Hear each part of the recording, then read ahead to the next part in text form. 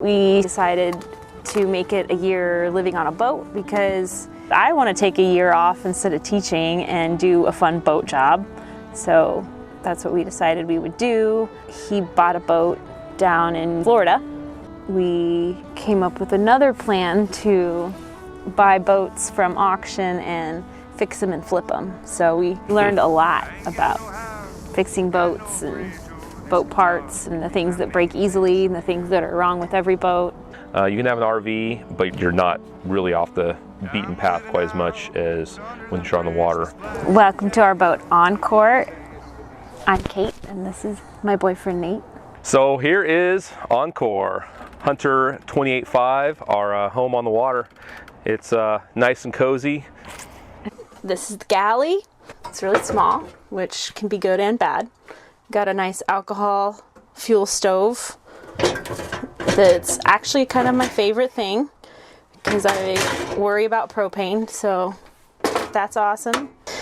And I actually do a lot of cooking on the boat, pretty much all meals.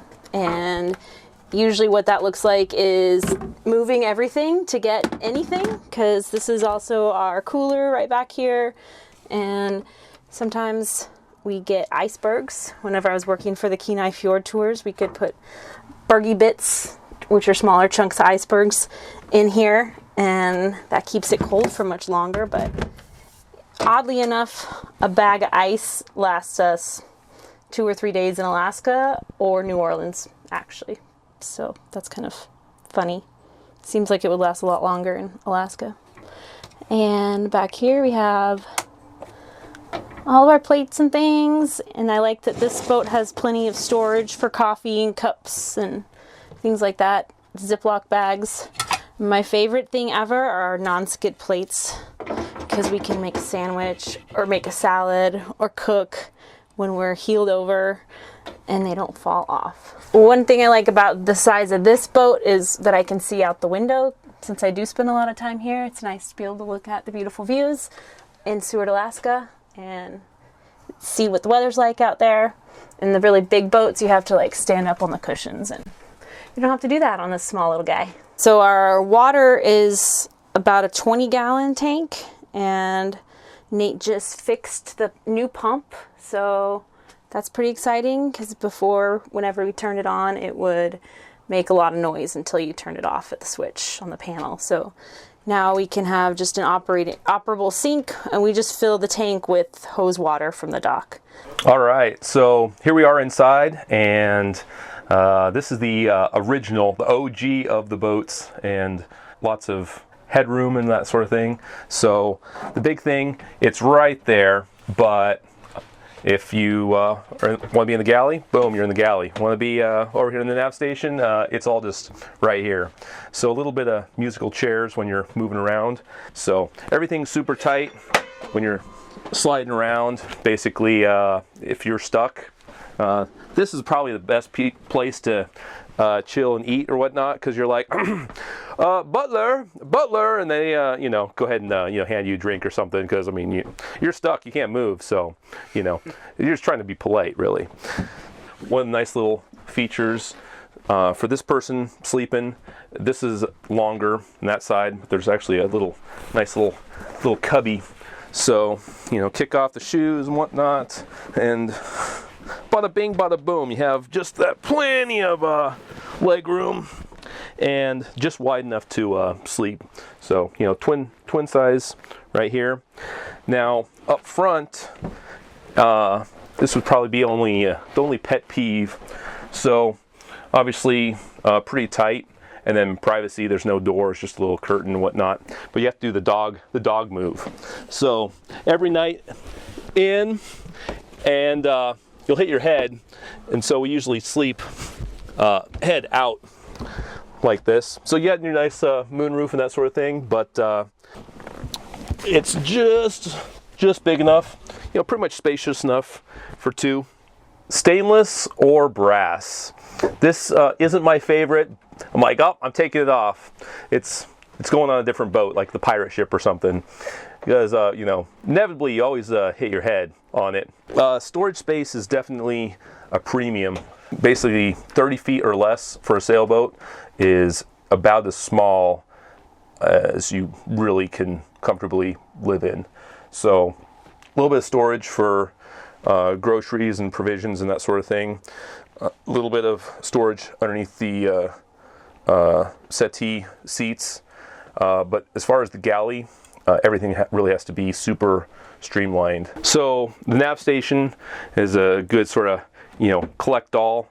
If you set stuff on it, then it's sort of buried underneath. But we have EPIRB and charts, a little bit of everything, a couple extra miscellaneous tools, and the junk drawer. So anything you need, pens, that sort of thing, hides in here. Okay, so just right outside of our living room and office, we have our bathroom. The harbor has some showers. We're a member of the yacht club. They have a shower facility and kitchen and that sort of thing. I prefer when no one else is on here to use it, because otherwise you have to go in here and close the door and hold it while you go, and it's pretty cramped in here. So it is a working head, number one only. Otherwise we just go up to the harbor master bathrooms and just lift that. We like to have the regular manual pump instead of an electric pump. That way we don't have to worry about battery power and things not working. This is my walk-in closet. Whenever it's just two of us living here, we prefer to sleep in the V-berth.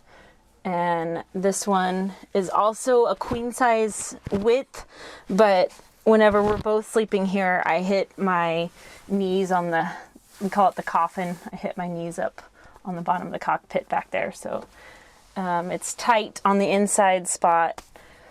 So we just use it for storage. It's got lots of nice hanging racks here. This is my toiletry bag. Like I mentioned, it has everything in it and keeps growing. Got a little closet here, which I don't want to open, but we just have all of our life jackets in there. And this is probably my newest, latest favorite gadget, a vacuum. So I don't have to sweep everything. And it's just so little and cute. So we got engine down here, Yanmar 2GM, just a little 2-cylinder diesel. It has a good alternator on it, so that helps power up the batteries and whatnot when we're underway. So welcome to the back patio. Plenty of space. Basically, you can have a couple people sitting down, and then one guy man the barbecue, throwing up some burgers and that sort of thing. So the overall space, helm, got steering controls, and super basic. We don't have any auto helm or automatic steering, anything like that. 2 self-tailing winches, and then up front, just regular winches. The rigging on the boat is nicely tuned and good to go. The lines to solo sail this boat is definitely a little bit tricky. One up front is a hanked on jib, so instead of having a roller furler, it's set your course into the wind, then run up and have to get it all set up, pull out of the bag and clip it in. So overall, great space, nice and easy to transition, and perfect for hosting. Of all the different places we've been sailing, always just coming back to Alaska because just the scenery, the glaciers, Kenai Fjords National Park. It's amazing place. You can have a whole cove to yourself and explore places that it feels like no one's ever been. Having the boat and no traffic is the best way to get out and explore. And we also clear all of our stuff off the boat all the time because we are now chartering it for Resurrection Bay sailing charters. We can offer Encore for people to bareboat charter. So for people who already know how to sail, that's been actually our most popular option. And then I just got my captain's license today in the mail. and we're both captains. So I'm Captain Kate, and this is Captain Nate. The Instagram, we got Sail Encore, so sail.encore. Thanks for coming. And we live in Seward, Alaska, and this is our tiny home. Okay, my boyfriend Nate. Yeah.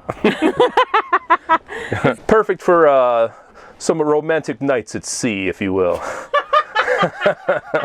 That didn't answer the question. What was your question? Is it how long do you plan on living boat life? Forever!